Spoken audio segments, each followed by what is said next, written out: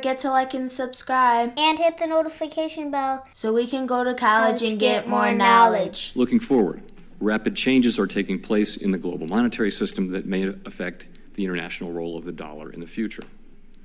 Most major economies already have or are in the process of developing instant 24/7 payments. Our own FedNow service will be coming online in 2023. And in light of the tremendous growth in crypto assets and stablecoins, we are examining whether a U.S. central bank digital currency would improve upon what is an already safe and efficient domestic payment system. All right, welcome back. It's me, Corey, with the CBDC Assets Group. Today I got a real good one for you. A little proof of bias in the media and how they don't cover actual news. How China may have already won its Cold War with the U.S. with American dollars. Now, I don't ever go on mainstream media, Fox or CNN or anything like that, but I did today on purpose because I wanted to find as much as I could about China, Russia, and the U.S. dollar, and this is what I found. The headline doesn't say anything important or real, but listen to this. Chairman Xi's goals to replace the United States as the world's dominant power, to replace the dollar as the world's reserve currency.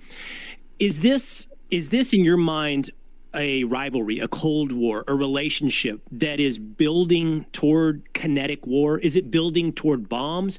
Or is the strategy and the plan more subversive, more internal, more soft power, more corruption? What is the strategy from China? They are in a Cold War with us. And again, Cold War is when an entity is using diplomatic, informational, economic, taking over international organizations in a way to coerce their opponents. And that's exactly what the Chinese Communist Party are doing.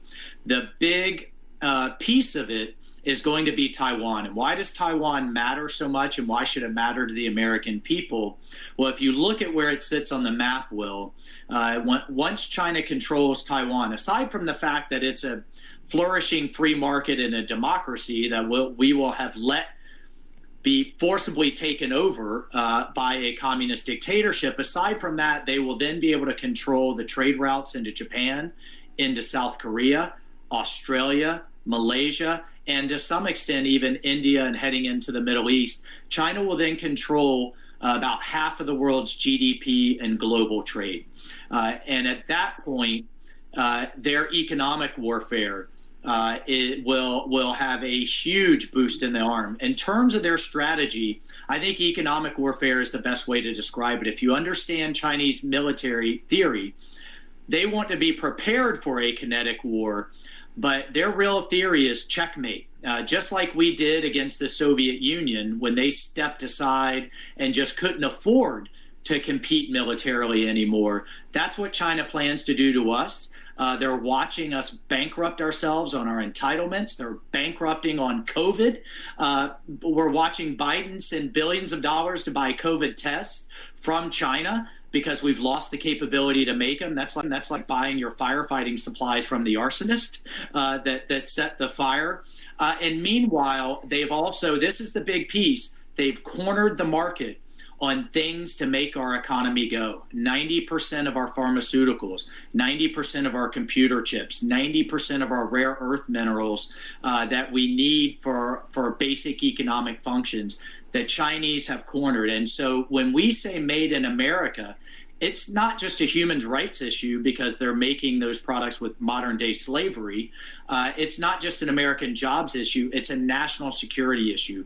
We cannot be dependent on our greatest adversary for what makes our society function. And they've created that dependency deliberately, and American companies are absolutely complicit.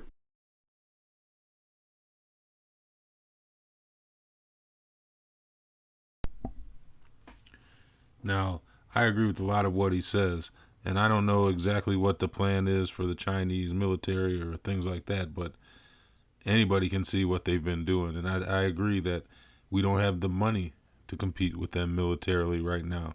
And if you just look at their military spending, it's quadrupled us for the past 20 years.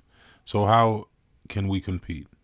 And Taiwan is a big factor that I think is really going to determine what's the future for the United States and China relationship.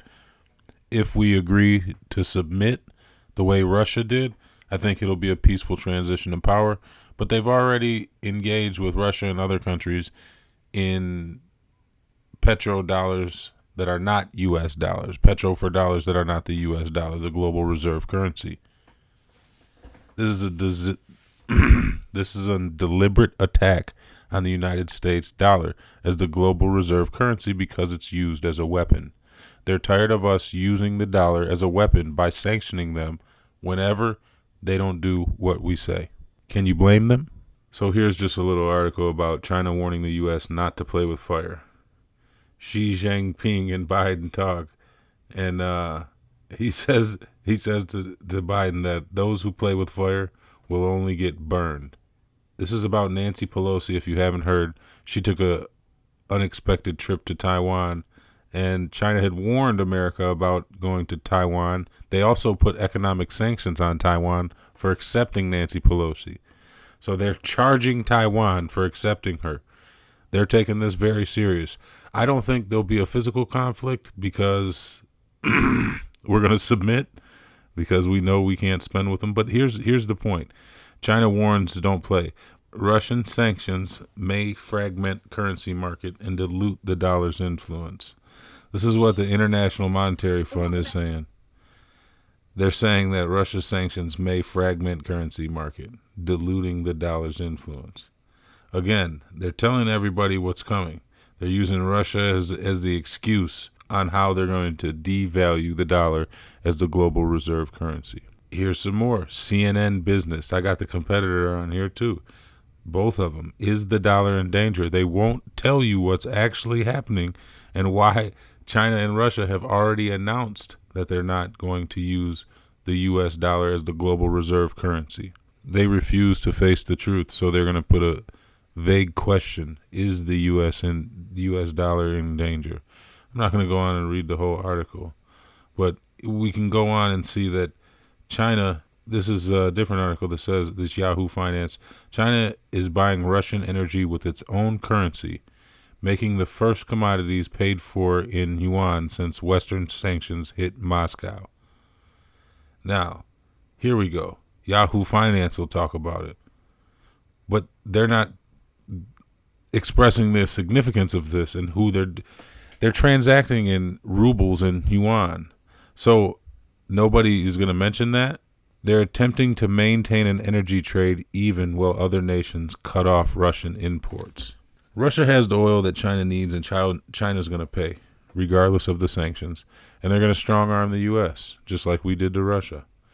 As the U.S. leverages the power of the dollar to punish Russia economically, some countries are looking at other currency arrangements. You see the thought process here, the manipulation? As the U.S. leverages the power. I love America, but if I was somebody that wasn't in America and I was being leveraged by the dollar and punished by the dollar, I would want to get off of it too. I ain't trying to go to Russia or China. I love America. I'm just saying. I understand. So if you look back even farther, 2019, China and Russia have been preparing for this. China and Russia are buying gold, and they don't care how much it costs. Emerging markets have beefed up gold holdings, undeterred by prices near their highest levels in more than 6 years, as countries such as Russia and China diversify their foreign exchange reserves, a trend that is likely to continue. The reason they're doing this is because they're already planning to leave the U.S. dollar as their reserve currency and how they transact.